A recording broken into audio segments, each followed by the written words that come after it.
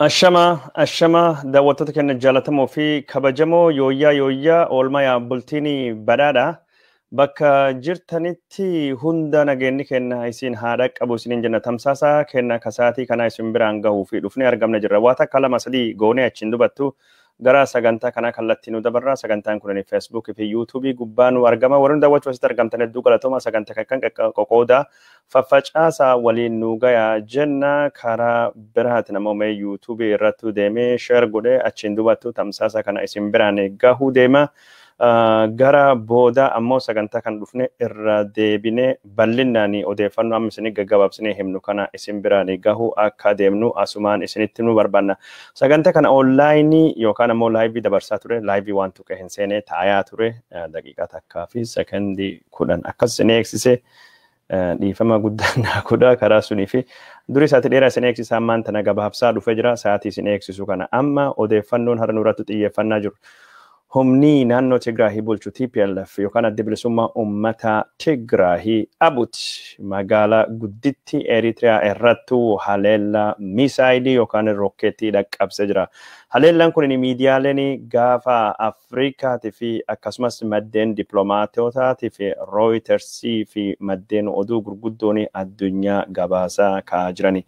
Haleellaan kun bakka gurguddaa tahee Eritiriyaa keessatti dirree qubata xayyaara Asmaraatii fi akkasumas waajjira beeksisaa mootummaa Eritiriyaa kan magaalaa Eertiraa keessattuu argama. Asmaraa keessattuu argamirrattu akka tahee ka dubbatamaa jiru. Haleellaa hagammaa godhame kanaanii warri naannoo Tigraahii bulchuu galgala keessa garuma sa'aatii gosa kalee ka Itoophiyaatiin wal fakkaatu yeroo waarii misaayilii 3 gara magaalaa gudditti Eritiriyaattu akka darbatame ka dubbatamu. Magaalaa guddittiin Eritiriyaa Asmaraanii Maqalee irraa kiiloomeetirii 210 balalii xayyaaraatiin fagaatti. Kakalee Bahar Daarittu dhaqqabee misaayiliin sun kiiloomeetirii 345 magaalaa Maqalee irraa furguggahee akka achittu miidhaa dhaqqabse ka dubbatamu. Misaayiloonni akka maddeen garittu 3 akka maddeen garittu ammoo 5 ka magaalaa Asmaraa irrattu jechuun darbatamanii miidhaa dhaqqabsanii jirani. Ka inni miidhaa irrattu dhaqqabse ka jalqaba dirree qubata xayyaara intarnaashinaali ka magaalaa Asmaraa akka ta'ettu dubbatama. Haa ta'uuti malee gabaasii Rooyitersii miidhaa qabeenyatii fi akkasumas lubbuu namaa irrattu haleellaan kun waan hin dhaqqabse hagammattu addaan baasee hin dubbanne. Kanaan walittu qabatee maddeen Asmaraa irraa gabaasaa jiran akka jedhanittu haleellaan kun adda durummaan ka irrattu xiyyeeffate dirree xayyaara Asmaraatii fi akkasumas waajjira beeksisa yookaan ammoo waajjira ministeera beeksisa Eritiriyaa irrattu akka tahee ka dubbatamu. Waajjirri beeksisa Eritiriyaa kun bakka miidiyaaleen mootummaa Eertiraa kan akka raadiyoo warra Dimts Haffash Eritiriyaa fi Eri TV'n yookaan ammoo televezyiiniin naannoo Eertiraatii fi akkasumas gaazexaan biyya Eertiraa guddaan keessattuu maxxanfamu akka ta'e ka dubbatamaa jiru. Yoo waajjirri ministeera beeksisaa kun rukutamee walumaa galattu wanti achi keessa jirullee irratti miidhaan dhaqqabu akka danda'u ka dubbatamaa jiru. Haa ta'uuti malee Eertiraa keessa odeeffannoon hagammaa bayaa jirtu miidhaanii ummata nagayaa yookaan ammoo raayyaa ittisa biyyaa Eertiraa yookaan ammoo qabeenya irrattu dhaqqabe gabaasii oduu Rooyitersii asirratti waan dubbate hin qabu. Waajjira beeksisaa irrattu ka darbatame misaayiliin kun miidhaa dhaqqabsee jira jedhamullee miidhaan isaa gammaddaan hin beekamne. Dirree xayyaaraa Eertiraa irrattu misaayilii 3tu darbatame jedhama. Walumaa galatti misaayilii 5 jedha gariin yeroo jalqaba misaayilii 2tu bakka adda dhufe achiin dubattu misaayilii 3tu dhufeedha. Gariin misaayiliin 3 darbatame achiin dubattu misaayilii 2 irraa ture dhufee jedha. Akka hundaafuu misaayiliin jechuun magaalaa gudditti Eritiriyaa Asmaraa irrattu haleellanii akka dhaqqabe ka dubbatamaa jiru. Miidhaanis dhaqqabee jira jedhamee jira. Miidhaa kan ilaalchisee mootummaan Eertiraa hagamma waan dubbate hin jiru. Ammoo maddeen oduu addunyaa Rooyitersii fi akkasumas maddeen dippiloomaatota ka Rooyitersiitti himanii fi miidiyaaleen Ingilizaa hedduun isaanii haleellanii xayyaara akka magaalaa Asmaraa irrattu dhaqqabe ka dubbatamu. Haleellanii rokkeetti dhiifama xayyaara jedhe. Kana ka jalqaba torbanam hunda durattu gabaasee gaazexeessaa biyya Ingiliizatii fi akkasumas qorataa kan tahe Maartin Plaat yoo tahe achiin boodattu maddeeni addunyaa wal harkaa fuudhanii dhimma kana akka gabaasaa turani. Naannoon dirree xayyaaraa Eertiraa kunini bakka jechuun hoggantoonni waraanaa Eertiraa itti baay'atanii fi itti bashannanillee akka tahe ka dhagayamaa jiru. Haleellani dirree xayyaaraa Eritiriyaa kan magaalaa Asmaraatii fi akkasumas ministeera beeksisaa Eertiraa irrattu dhaqqabe kunini akka warra naannoo Tigraahii bulchuu adda bilisummaa uummata Tigraahii TPLF ta'etu himamee jira. TPLF kalee karaa dubbii himaa isaanii obbo Dr. Geetachoo Raddaatii fi akkasumas hoggana naannoo Tigraahii Dr. Dabratsiyoon Gabre Mikaa'eliin qaamni mootummaa Abiyyi wajjin tahee Eertiraa jechuusaati waraan uummata Tigraay irrattu banu hundaayyuu irrattu xiyyeeffannee waan hojii isaanii akka argatanii goonaa jedhanii dubbataa turan. Bifuma kanaani dirreen xayyaaraa Eertiraa keessatii fi akkasumas maddii olola Eertiraatii fi balbaltii galaanaa Eertiraa portooleen kaajechuun haleellaa misaayiliitii fi taargeetii tahuu akka danda'anii warri Hiwaat ibsaa kalee baasaniin haa dubbatanii. Bifuma kanaanuu ibsaa kalee baasan suni hojii irra oolchanii jiranii jedhamee akkasittuu dhimmi kunini akkinni dhagayamaa jiru. Magaalaa Asmaraa magaalaa guddittii Eritiriyaa eegii haleellanii xayyaaraa dhagahameen duubatti rifannootii guddaan akka dhalate kan dhagamaa jiru. Rifannoota guddaa ka uume rokkeettonni yookaan misaayiloonni magaalaa Asmaraa rukutame bakka namni waan tokko hin eeggannetti sagalee guddaa dhageessisuun galgala keessa yoo tahe achiin duubatti magaalaa keessa namni muddamee olii gadi horiyaa lubbuu isaa baasuu fi akkinni fiigaa ture maddeen biyya alaa kan gaazexeessitoonni Ingilizaa gabaasaa turan.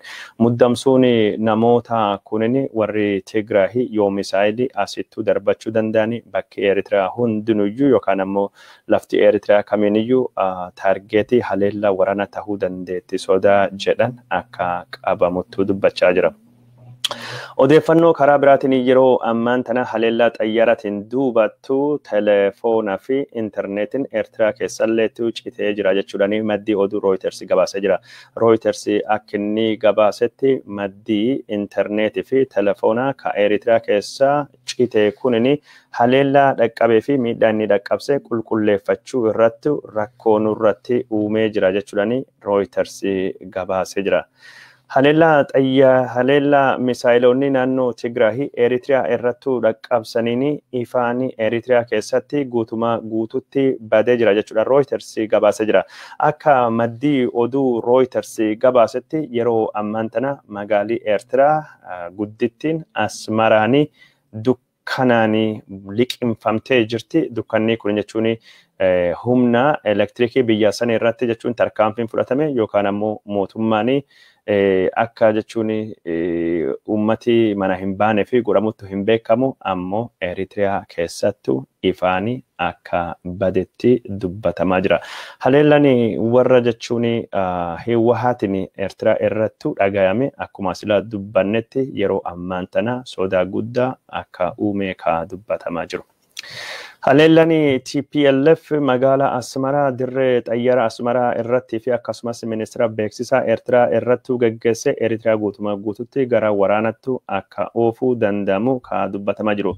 Bifuma kanaani mootummaan Eertiraa waraana kana guutuun itti seenuudhaan waraanni kunini biyyoota Afrikaa bahaa birallee akka gara jeequmsa kanatti dhufanii godhuu danda'a sodaan jettu dippiloomaatonni ibsachaa jiran jechuudhaan Reuters gabaasee jira.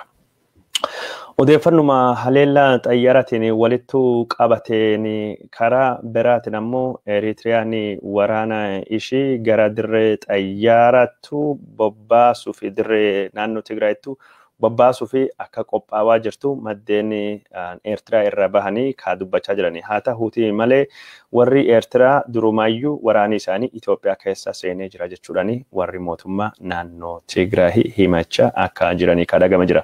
Mootummaan Eertiraa balleessaa isaa yookaan ammoo badiisaa irra adabatee mootummaa faashistii Abiyyi gargaaruu yoo hin dhiisne yookaan ammoo uummata Tigraay irrattu haleellaa hin dhaqqabsu yoo hin dhiisne haleellani misaayilota dabalataanii gara Eertiraatti akka furguggaahuu deemu warri naannoo Tigraahii akeekkachiisa kennanii jiran.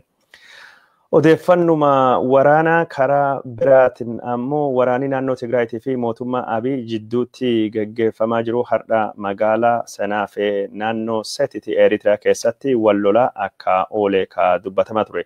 Waraanni Itoophiyaa jechuun waraanni naannoo Tigraahii kan lafa Itoophiyaa irraa kahe daangaa Itoophiyaa fi Eertiraa cabsuudhaanii magaalaa Sanaafee keessattu haleellaa guddaa akka dhaqqabsanii kan dubbatamaa jiru. Naannoon Sanaafee kun naannoo Eritiriyaa uummanni hedduun itti qubatuu fi qonnaanii badhaatu taate Eritiriyaan bread basket yookaan ammoo jechuun gabata daabboo Eritiriyaa taatee beekamtu jechuudhaani maddeen hedduun akkasittuu gabaasaa jirani. Yeroo ammaan tana Eritiriyaa irrattu tarkaanfii adabbii fudhannaa jechuudhaani warri TPLF dhaadachaa akka jiranii kan dubbatamaa jiru. Kaleessa waraana daangaa Tsoorana Zaalambessaa fi akkasumas ka jidduu galeessa daangaa Itoophiyaa fi Eertiraa bakkoota adda addaatti gaggeeffameni.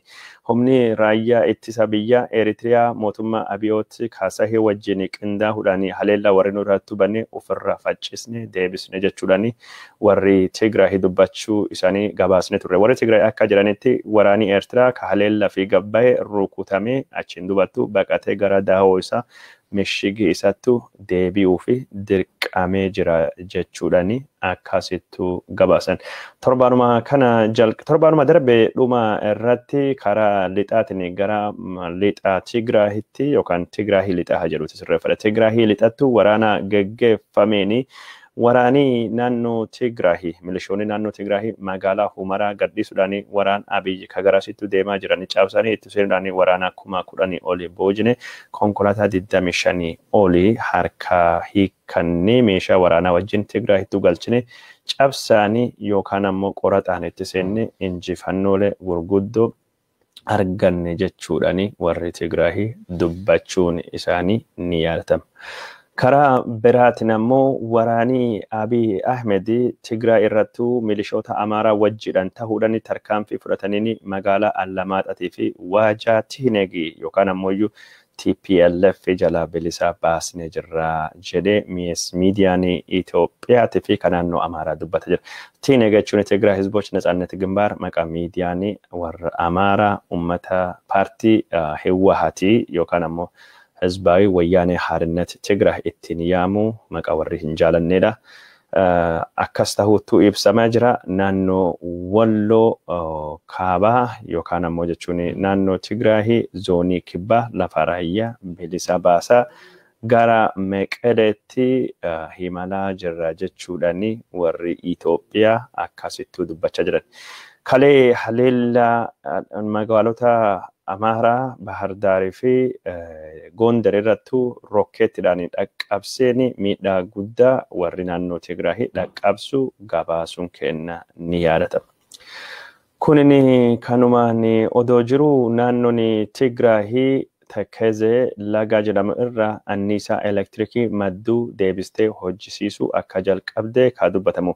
Maddi anniisaa elektirikii ka bishaanii yookaan ammoo hydroelectric powering Tekkezee kunin raayyaa ittisa biyya Abiy Ahmed haleellaa xayyaaratiin hojii ala guyyaa 3 duratti godhe jechuudhaani pirezidaantiin mootummaa naannoo Tigraay Dr. Dabratsiyoon Gabramikaa'el dubbatanii jirani. Haa ta'uutii malee ogeeyyotaa fi akkasumas beektonni naannoo Tigraay suphaa hatattamaa godhaniini ifaanii deebi'ee hojjechuu jalqabe naannoon Tigraayitii fi naannoon Amaaraa ka dhaawattuu sanitti yookaan qarqara sun jirtu humna ibsaa argachuu jalqabanii jiran jechuudhaani pirezidaantiin mootummaa naannoo Tigraay Dabratsiyoon Gabramikaa'el dubbata jira.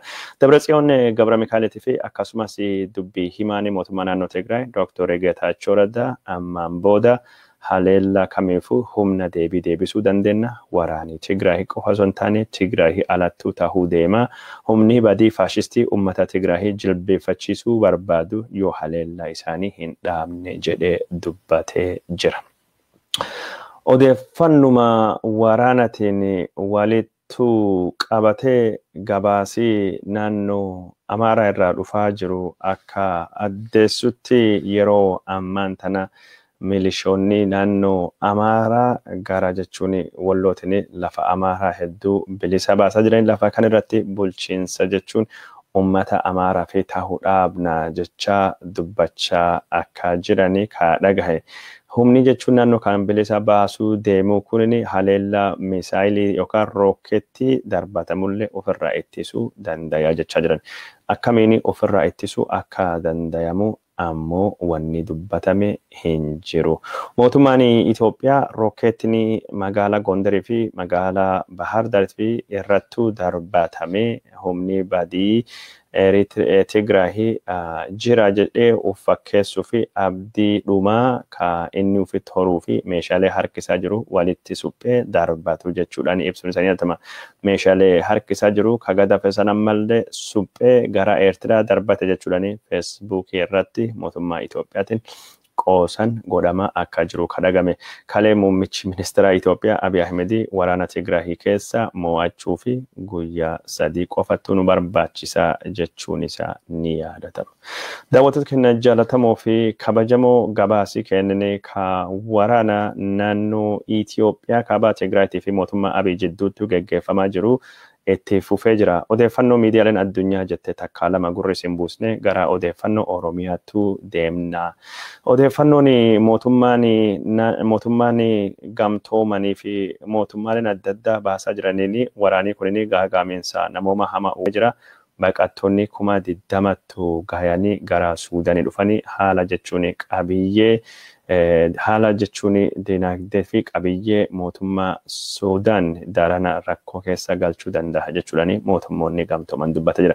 Baqattoota kana keessa wadhakkaan oli uummata jechuun umriin isaanii xixiqqoo yookaan dubartoota akka tahe kadhagamaa jiru. Haalli baqattoota Eertiraa Tigraay keessa jiru guddoo yaaddessa jechuun dhaabbanni mirgoota baqattootatii fi falmatu kan mootummootaan waltumanii UNHCR dubbatee jira. Yeroo ammaan tana mootummaan Abiy Ahmed mootummaan Isaayyaas Afwerqii waraana isaa ka gara Tigraayittuu ergen warra kan keessa warra mootummaa isa jala sababa siyaasatiin baqate haadamsuu akka danda'ullee sodaa qaban ibsanii jiran. Suudaanii daangaa isii ka Itoophiyaa wajjin qabdu irratti waraana 10,000 akka dhiyeessite ka dubbatamu. Daangumaa kanarratti waraana 6,000 ta'uu Suudaanii akka daangattuu dhiyeessite dubbatame jira. Waraanni Tigraayitii fi Abiy Ahmed jidduutti gaggeeffamu ka Eeritiraalleen itti dabalamte jedhamu kana bu'aa isaa ka murteessuu deemtu Suudaan jechuudhaan maddi Foreign Policy gabaasee jira. Foreign Policy akka gabaasetti yeroo ammaa kana Suudaanii fi Itoophiyaa milishoota Amaaraa jidduutti lafa El Fashar jedhamtu lafa qonnaa irratti wal dhaba hamaatu jira. Lafa kana naannoon Amaaraatii fi mootummaan Abiy Ahmed nu deebisaa jedhullee mootummaan Suudaan duune argamna malee hin deebinu jechuudhaan waraan isaa gara daangattu akka geessaa jiru ka dubbatamaa jiru. Mootummaan Suudaanii Abiy Ahmediitii fi Dabratsiyoon araarsuuf yeroo hedduu karaa Igaaditiin carraaqaa jirullee durataawwan Igaadii kan ammaan tana muummicha ministeera Suudaan Abdallah Hamduukiti Abiy Ahmed akka araara didatee kadhagama jira. Haa ta'uuti malee amma odeeffannoon keessi beekan nu biraan baase tokko Abiy Ahmed Tigraahii wajjin hin araaramnu jedhullee dippiloomatii isaa olaanaa tokko gara magaalaa gudditti Suudaanitti akka erge kadhagamu. Rakkoo daangatii fi dhimma hidha guddicha laga Abbayyaatii fi wal waraansaa Tigraahii fi Abiy Ahmed jidduutti gaggeeffamaa jiru irratti mariin akka godhamu kadhagama jiru. Kana walitti qabate dhimmi araara naannoo Tigraayitii fi Abiy Ahmed jidduu jiru mata duree ta'uu akka hin oolle ka dubbatamaa jiru. Walitti bu'iinsa Tigraahii fi naannoo Amaaraatii fi Abiy Ahmed jidduutti godham keessatti Suudaan seentee madaalii waraanaa jijjiiruu dandeetti. Suudaan duuba immoo harka Misiriitu jira. Sodaan jedhullee yeroo ammaan tana akka jiru ka dhagayamaa jiru. Miidiyaaleen addunyaa waraana kanaaf xiyyeeffannaa kennanii gabaasaa jiran. Miidiyaalee xiyyeeffannaa kennanii gabaasaa jiran keessa gaazexaan biyya Germany takkini Abiy Ahmed maraata badhaasa Noobelii argate ka jalqaba jechuudhani namicha kana akkasittuu qeeqee jira. Abiy Ahmed addunyaan bulchaa mataa qabu bulchaa araaraa fi jaalala kan nagaa buusu jedhamee kan yaadame yoo ta'e namichi kunini maraata addunyaan hin beekini ka Noobelii badhaafame yeroo ammaan tana amali isaa kamaraatu ka jeequmsaati fi ka waballeessu nagaya inni yaadamee fi yookaan ammoo araaraa fi dimokiraasii inni fidaa jedhamu yaadamchaan amali isaa dhokataan maraatuun isaa gad mul'atte uummata addunyaati fi nagaya gaafa Afrikaa raasaa jira jechuudhani akka gabaasee ka dubbatama jiru. Gaazexooleen biyya Norway gurguddoon Abiy Ahmed mootummaa Norway yookaan ammoo warra Noobelii badhaase maqaa balleessachuudhani gabaasaa babal'aa barreessaa jirani. Gabaasa isaanii barreessaa jiran kanaan Abiy Ahmed waggaa tokkoon duratti nagaa buusaa jedhame badhaasa Noobelii ka kennameef yoo ta'u amma jechuun nagaa miti waraana guddaa gaafii Afrikaa keessa bahuu hin dandeenye biyya Itoophiyaa geessaa jira. Waraanni Abiy Ahmed kun Eertiraa, Itoophiyaa, Suudanii fi Soomaaliyaallee akka inni dhaqqabuu danda'u ka sodaatamu. Eritiriyaanii waraana 20,000 ka Soomaalii fi leenjiste gara Mogadishootti torbaan kana erguunis ni yaadatama. Eritiriyaan ammoo karaa biraatiin Tigraahii wajjin wal waraansa keessa akka seente dippiloomaatonni Norway ka dubbachaa jirani. Dhimma kanarratti barsiisanii yuunivarsiitii fi qoratan dhimma nagaatii fi waldhaba gaafa Afrikaa Profeesar Sheetel Trumvoll yeroo ammaan tana waraana Itoophiyaa fi Tigraay jidduutti gaggeeffamu gara waraana addunyaatti ol guddatee jira. Eritiriyaan keessa seenuun maddoonni dippiloomaatota mirkaneessanii jiran jedhee barreessuun isaanii yaadatama. Waraanii kunini waraana gaafa Afrikaa qofa osoo hin taane waraana sadarkaa addunyaatti bal'aa tahee deemu miidiyaaleen biyya Norway sirriittuu gabaasaa hin jiran jechuudhani akka inni balaaleffate Facebook irratti ka dubbate. Xiyyeeffannaa dhimma kanaa fi Norway kennuu qabdi jedhee inni barreessan dubbata amma pireesii Norway gorsaa Profeesar Sheetel Trumvoll hordofuudhani dhimma waraanaa kana akka gaariittu barreessaa akka jirani maddeen Norway irraa akka addeessan. Sputnik News ka jedhamu maddii oduu Raashiyaa ammoo Abiy Ahmed badhaasii Noobelii hayyama ijjeechaa kennameef jechuudhaan dubbatame jira. Gaafii Afrikaa Abiy Ahmediin durattu jeequmsi keessa ture jeequmsi sun ammaan tana hammaatee jira. Abiy Ahmed addunyaan nama araaraa buusu nagaa fiduu fi nama dimokiraasii fiduu jedhanii abdatanii turani.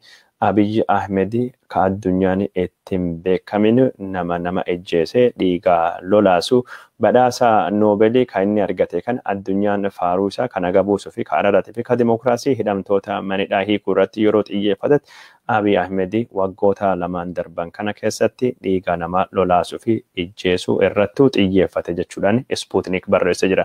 Walumaa galatti Noobeliin isaa kenname kunini Abiy Ahmed akka nama ijjeesuu fi Abiy Ahmed akka nama miidhuu fi hayyama yookaan laayisensii kennamee fi fakkaata jechuudhaan Noobeliin kennamee fi nagaa buusuu bira darbee Abiy Ahmed ajjeesaa isa saniin akka yakka jala miliqu ummata addunyaa ka sossobee fi fuula namicha kana dhokataa sanii akka golgaa godhee fi gaazexaan Sputnik kunini ka dubbate.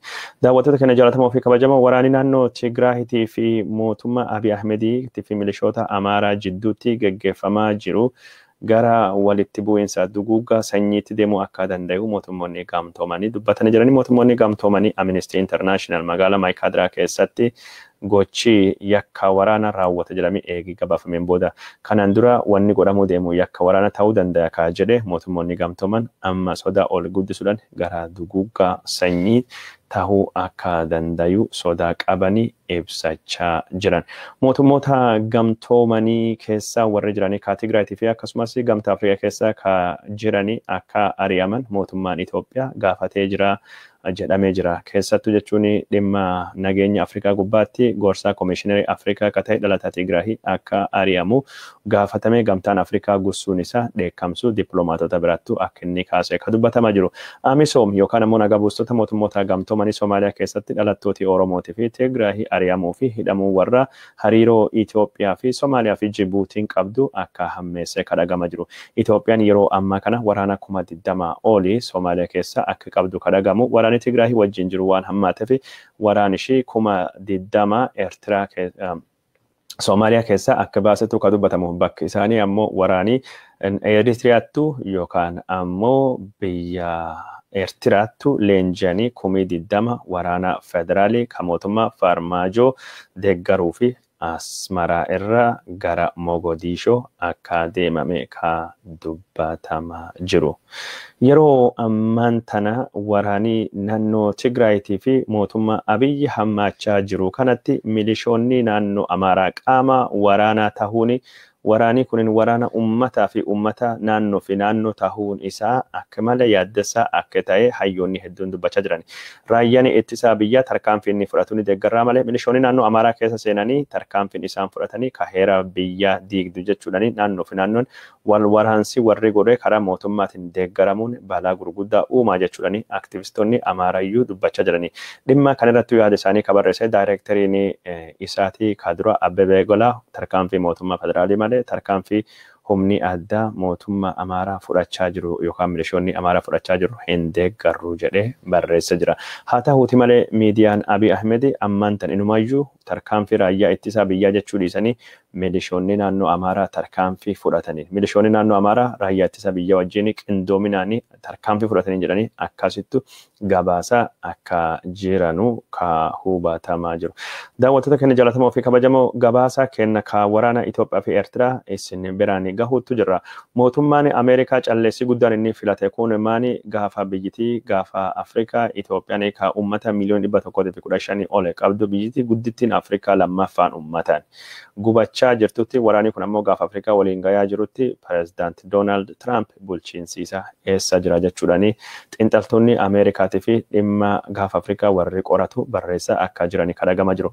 Maayik Pompeeyoo ibsa gaafa dhiyoo eegi baasee akkasumas miseensonni Kongireesii fi senatoroonni waraana kan irrattu akka ibsa ejjennoo takkaa lama baasanii achumaan dubattu badanii kadhagama jiru. Yeroo ammaan tana Doonaald Tiraamp gadaan isaa dhumachaa jiru dhimmoota gurguddoo addunyaa irraa akka mul'achaa hin jirre kan dubbatamaa jiru. Sun keessa fakkeenyaaf dhiyoo kana waraana Azerbaijaan fi Armeeniyaa jidduutti godhameen Ameerikaan gahee ishii taphachuu waan diddeef Raashiyaan karaa dippiloomaasiitiin bu'aa guddaa irraa buufatte araarsitu taatee dhiyaattee jirti jechuudhani waraana gaafa Afrikaa deemaa jiru kan keessalleettu yeroo ammaan tana Ameerikaan hoggansa kennuu qabdu kennaa hin jirtu jechuudhani akkasittu yaadii kennamaa jira.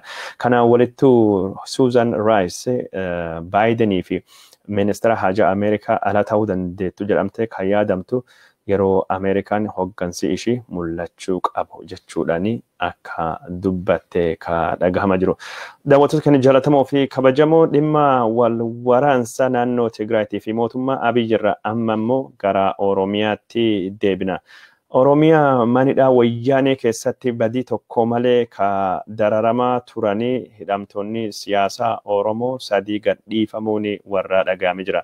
Hidhamtoonni siyaasaa 3 gadhiifaman kun warra faayilii Kolonel Gammachuu Ayyaanaa jalatti hoggantoota ABO ka hidhaman ta'uu warra beekama jira. Hidhamtoonni mana hidhaa irraa bahan kun Lammii Beenyatii fi Daawwit Abdataatii fi Kolonel Gammachuu Ayyaana akka tahanii kadhagame.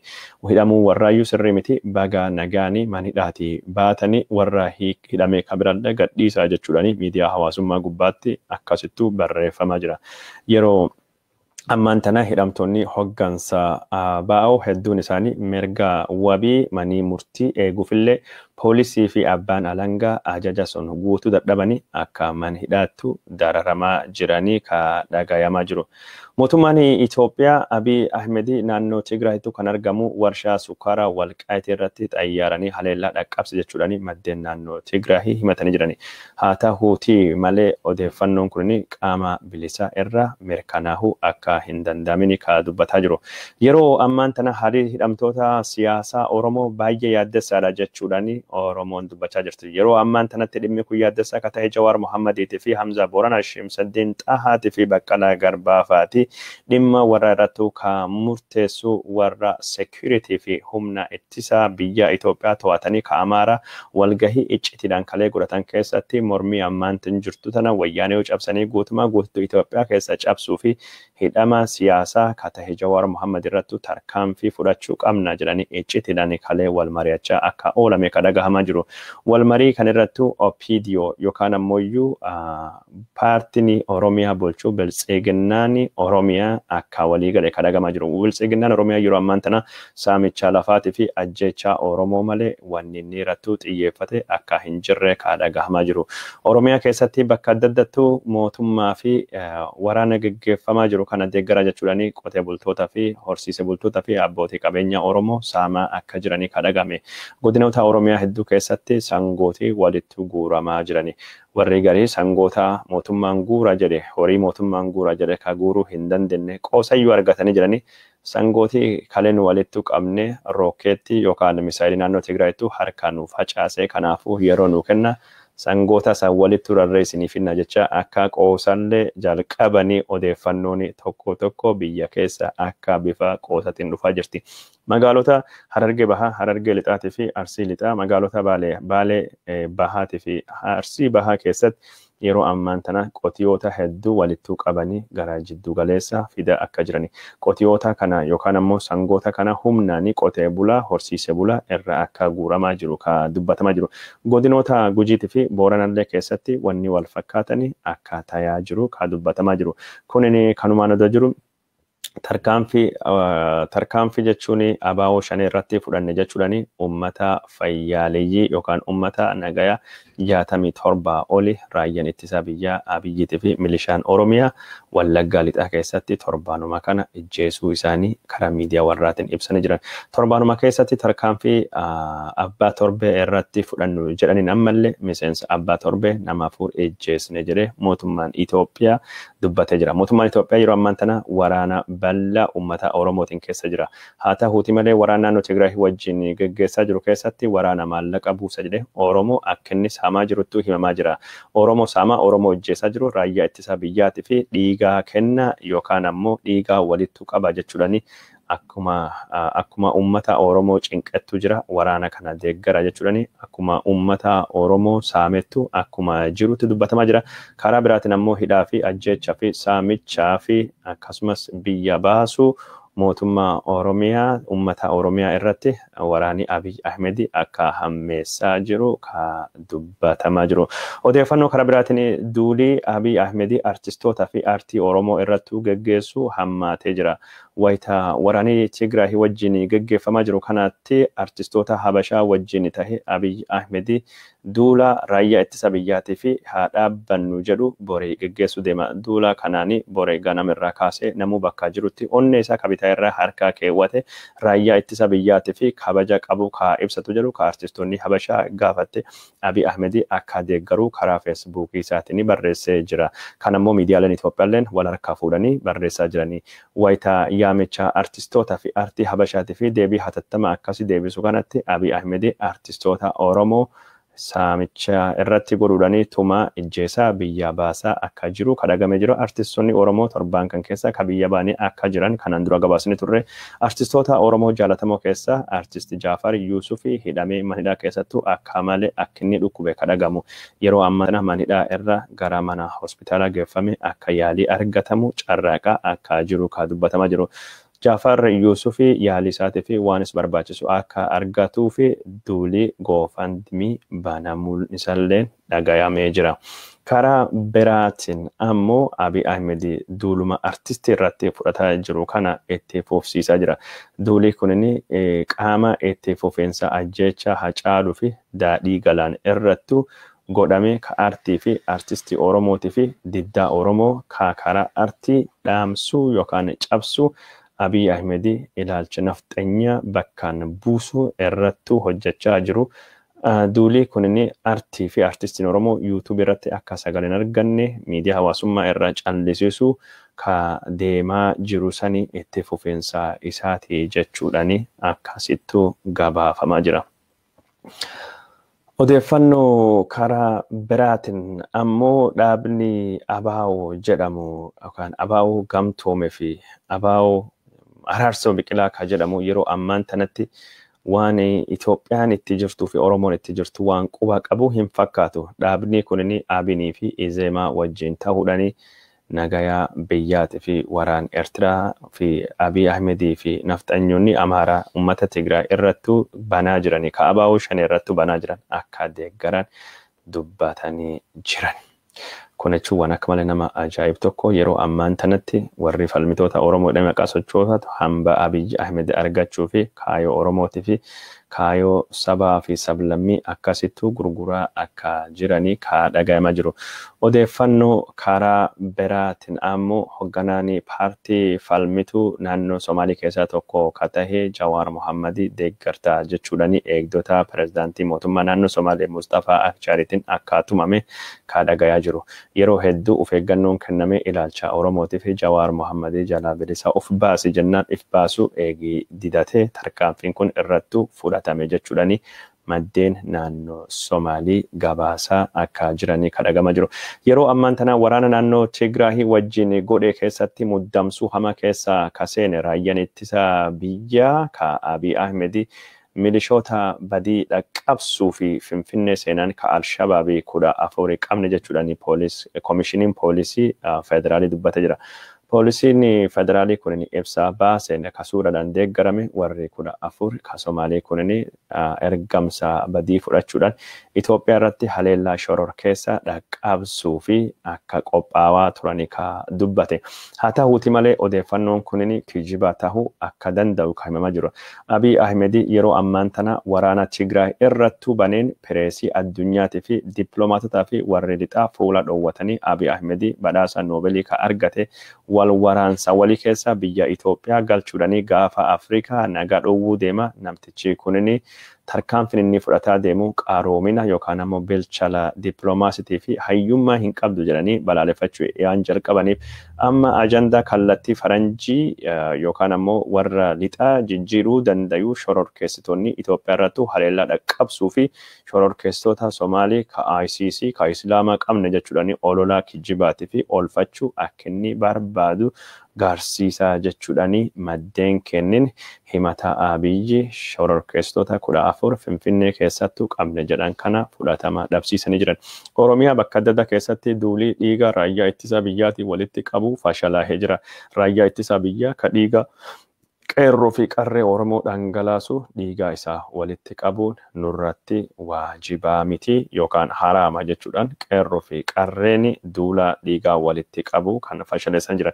Oromiyaa bakka adda addaa keessatti haalii Tigraay fi mootummaa Abiyyi jidduutti gaggeeffamaa jiru fincilaa fi mormii fi mijataa waan ta'eef hiriiraa fi mormii qopheessuu fi dargaggoonni qophii akka jiranii ka dubbachaa jiran. Dargaggoonni kunin dhiyoo kanatti oggura geejjibaatii fi labsii gabayaatii fi akkasumas hiriira babal'aa godhuu fi akka qophaawaa jiranii ka dubbatamaa jiran. Yeroo kanatti caasaa OPDO guutumaa guututti diiguu ni danda'ama. Raayyaan ittisaa biyyaa Oromiyaa keessa waan bayaa jiruu fi raayyaa bayaa jiruu fi milishaa gara Tigraayitti ergamaa jirtu qaama kanattu fayyadamne nulleen mootummaa kana raasuu deemnaa jecha akka jiranii ka dhagamaa jiru. Godina Walaayitaa keessatti hiriirii deeggarsaa Biltsiginnaatii fi waraan Tigraay irrattu baname gara mormiitti geeddarame jira. Nu Tigraay deemne wanni lollee uummata Tigraay ukkaamsinuuf hin jiru. Walaayitaan mirga ofiin of bulchuu fi qabsaawaa jechuudhaani hiriirii deeggarsaa Biltsiginnaatiif qophaa'e gara mormii Biltsiginnaattu akka deebi'e. Biltsiginnaattu nama Walaayitaa ammaan tana hidhee irra ciise mirga ofiin of bulchuun dhowwe heera biyya diiga malee warra Tigraay miti akka jedhanii ka dhagame kana ka godhanii dargaggoota Walaayitaa Yelaagaa jedhamu ka Walaayitaa keessattuu hiriiraa bayaan ta'uun isaanii addeeffamee jira. Odeeffannoon kenna ka isin biraanii gayaa turre ka sa'aatii kana akka kanuma fakkaataa galgalammoo odeeffannoo bal'aa qabannee telefoonallee haala isin bilbiltanii odeeffannoo kennachuu dandeettaniin isinittu deebina. Daawwattoota keenya jaallatamoo fi kabajamoo keessatti warri Ameerikaa fi biyya alaa kan daawwachaa jirtan waan takka isinittu dhaamachuu barbaanna. Mootummaan Abiy Ahmed ammaan tanattu saree maraate waan takkallee irraa hin oolu waan takkallee hin dhiisu. Mootummaa kan dhuunfatanii qabanii humni nafxanyootaa kan mootummaa naannoo Amaaraa Oromoo irrattu miidhaa siyaasaa gurguddoo dhaqqabsuu barbaadanii warri kunini yoo waan namallee hin goone waan nam godhuu danda'an. Yartuuni adonamitu tuffatu nama miti. Kanaaf haalli hidhamtoota siyaasaa ka Oromoo ka biyya keessa baay'ee addeessa waan taateef dhimma hidhamtoota siyaasaa irra ija buqqifachuu hin qabnu. Jawaar Mohammad Baqqalaa Garbaa ija irra buqqifachuu hin qabnu. Biyya alaa kan keessattuu hiriirii guddaan akka inni qophaa'u irratti hojjetamuu qabna.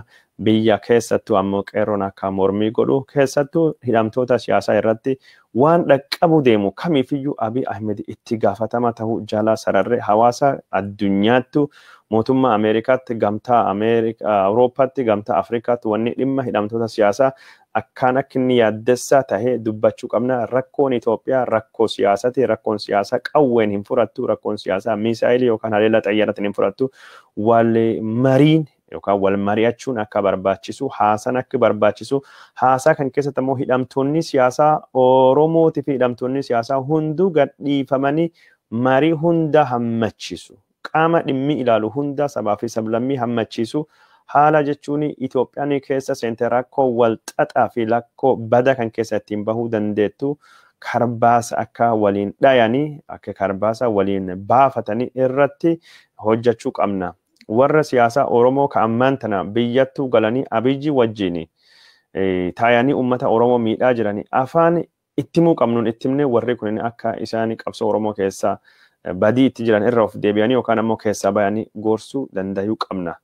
Warri biyya keessa ammoo ka sochii kama Abiyyi falmanii ka gara sochii hin deemne akka isaan gara sochii deemanii dubbachuu qabna. Miidiyaan Oromoo afaan qindoomini afaan walitti jechuun afaan wal fakkaatanii dhaamsa dabarsuu akka qabanii nafxanyoonni karaa hundaan Oromoo irratti duula banaa jiranii nu ammoo Oromoon tokkummaan afaan tokkoon duula kana ofirraa qolachuu akka qabnu ka dubbatamuu qabnu. Daawwattoota keenya jaallatamoo fi kabajamoo haala naannoo Beenishaangul irratti waan Oromoon keessa jirullee odeeffannoo isin biraan gahuu deemna. Kanammoo jechuun tamsaasaa kenna sa'aatota muraasan dubattuu gaddachaane bal'inaan isin biraan genne telefoonaan akka isa yaadarraa fudhattan goona. Waan nu dhaggeeffattaniif hedduu isin galateeffannaa sagantaan keenya ka ammaan tana hagasuma bakka jirtanitti guyyaa gaarii halkan gaarii isinii haa ta'uuti. Daawwattoota keenya jaallatamoo fi kabajamoo ulfaadhaa wayyama nagaatti nagaan nu oola nagaan nu